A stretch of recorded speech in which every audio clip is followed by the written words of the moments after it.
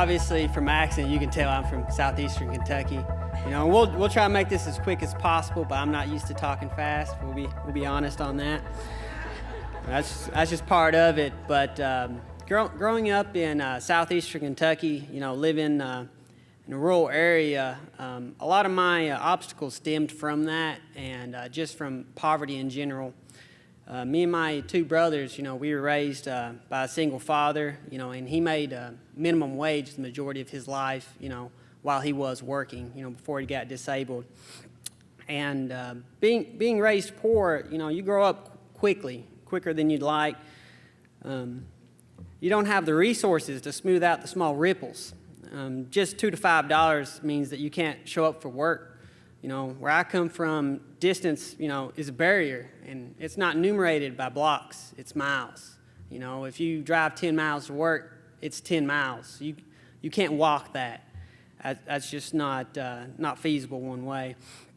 But the poverty I'm kind of talking about is, the level of financial poverty, when you're out in town and you're thirsty, or maybe you're hungry, and you just don't have the money to stop and get you something to drink, to go to that pop machine. That's what level of poverty I'm talking about, and that's what I saw my father do on many occasions, and that's why I learned if I wanted to succeed, I had to have some level of restraint, and grit. And by a lot of measures, I have succeeded. I was laid off from my first job, as a night watchman on a strip job. I'm a young man, so I was one of the first people to go. That's understandable, but now I work as a medical lab technologist at a local hospital. It's a middle-class income. I'm doing well, but that's not what I'm proud of. What I'm proud of is what my education, what my job has allowed me to do for my family. Because my father was he worked in the coal industry as well, and he was laid off for work, and he was long-term unemployed. And then he went from his narrative changed from being unemployed to being disabled, right? And his unemployment ran out. We didn't have an income. I was still in college at the time. It was my senior year. And he's talking to me, and he's like, I don't know what I'm going to do. He was going to lose, the house, the car, everything. And I told him it was going to be all right.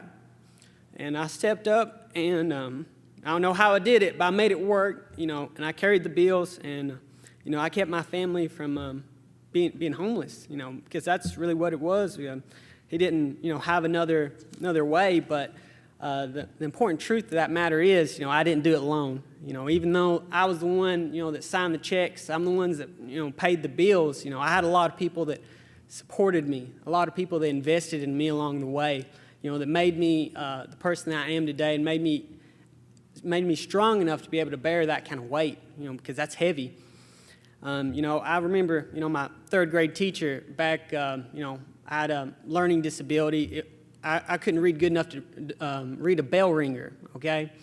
And I remember him taking me aside. I remember, the summer programs, people came out and helped me with reading and writing. I remember my youth build family, they were with me during this time of struggles. My mentors from college, that pushed me forward to different opportunities, they were there with me. They all built me up. And that's one thing I want you guys to realize and to think about is you're just not helping one person. No matter how small it might be, you think it might be so insignificant, whether it's some kind word, some deed, you're helping somebody with an application or getting a job or job readiness or anything like that. You're helping everybody that person's lives touch. And that's a lot of people. So I just want you guys to kind of remember that, is that, the work that you guys do is not insignificant, and it makes a huge difference. And in terms of, what I plan to do, my aspirations, if you will, I aspire to be a doctor. I want to work on a multidisciplinary approach to pain management and to addiction therapy. I believe, I'm from rural southeastern Kentucky. We have a really huge drug abuse problem, and I believe that some of our systems is helping perpetuate that cycle. And the sad truth of it, I've did a lot of armchair thinking. I care about my family, I care about my community. I've did a lot of armchair thinking. I've talked to a lot of different people that struggled with drug abuse, a lot of different family members. And it all comes down to two things. People use drugs, majority, for two reasons. Obviously, for that high feeling and, as a cop-out, as an escape from their life, right? And when you think about, that for a lot of people, that's the only good thing that they have to look forward to in their life. That's the best, that's the only thing that's going to make them feel good. They don't have nothing better, in their life to make themselves feel good. That's the only thing they have. When they feel so overwhelmed with their life that they can't, when they're so overwhelmed that they can't face their issues, when they feel like no one cares, when they feel like that they just can't do it and they're so overwhelmed, and then they use drugs.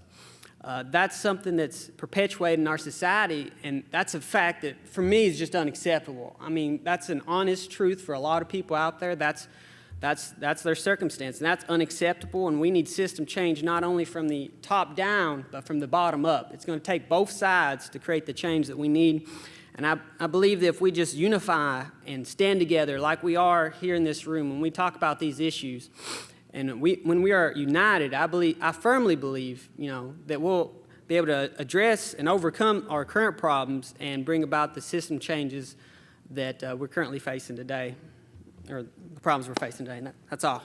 Thank you.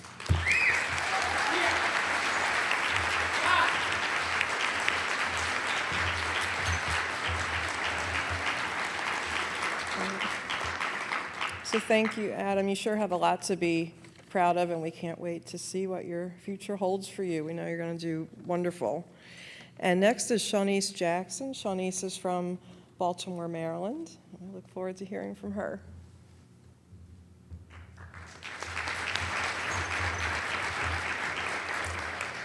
So I just want to start off this afternoon by really thanking JFF. I consider it to be an honor to be here today and to be able to share a part of my story and a part of my testimony with you all.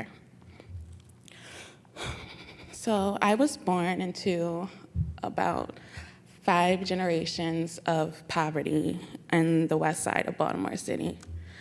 My mom and dad were teenage parents, and despite their best efforts, they really met their demise at a young age. My dad was shot and killed in a playground in West Baltimore where he frequently sold drugs to support his growing family. And my mom, on the other side, really fell victim to her heroin addiction, and I watched her perish and ultimately die from complications of HIV/AIDS a little before my 7th birthday. So basically, it's like, what do you do when you're 7 and the 2 people who are supposed to be there for you and, guide you through life are no longer around? At the age of 7, what I did was really, vow to be different. So for me, being different and doing better really equated to doing well in school. I proudly became a first-generation college student, but I quickly learned that the odds were still stacked against my favor, because even if you make the dean's list every semester, when you're born poor and into poverty, it's not enough alone to get you to the graduation line. So I dropped out of school right before my senior year in order to work full-time and really be able to save money to make my dreams come true. Graduating college, seeing myself in that cap and gown was just something that I always envisioned, and I was going to do whatever it took to get there. So I looked high and low for opportunities to really make a difference and to be better and to, stay on track towards my goal. So I feel really, fortunate that I found an AmeriCorps opportunity in my neighborhood. So I joined AmeriCorps as a public ally in Maryland. Public Allies, this based out of the University of Maryland School of Social Work. And I just felt like this was just perfect, like stars aligning, because for as long as I could remember, I had dreams of being a social worker. So during my time as Public Allies, I was really able to serve my community. I attended weekly leadership development trainings at the School of Social Work, and I was making enough money where I could not only, take care of myself and my younger siblings, but also be able to save money to go back to school. So after 2 years of service, I walked away from Public Allies, prepared to lead change in Baltimore, positioned as a community advocate, and propelled back into school on track for college graduation due to the $12,000 that I had earned in education awards for my service in the city. So today I'm really fortunate to serve at a local nonprofit where I directly case manage and advocate for our population of opportunity youth who are going through crisis situations. So I'm no longer, this lost little college student really struggling to navigate this complex higher ed system and the subsequent barriers that came along with it. But today, I'm supporting, other first-generation college students in Baltimore who are facing some of the same, if not worse, barriers, to making it to college graduation, helping them prepare for work, school, or whatever their post-secondary pursuits are. I feel like the best part of my story is, of course, it's still being written. I hope to continue to better the odds for young people and families who also dream of transcending poverty. I see myself running for Baltimore City Council, and ultimately I see myself becoming, mayor of Baltimore City.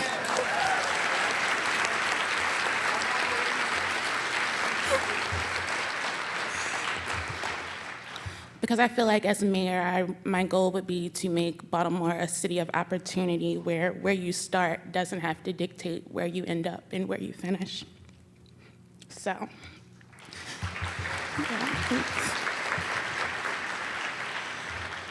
my advice for those of you who are working directly with young people is to mentor, mentor, mentor, to speak life, to speak truth, and to speak hope into your young people. Because I didn't know I was a leader until someone was willing to mold me. I didn't know I was successful until someone sat me down and told me. And I didn't know I was an advocate with a future full of possibilities until someone was willing to show me. Thank you.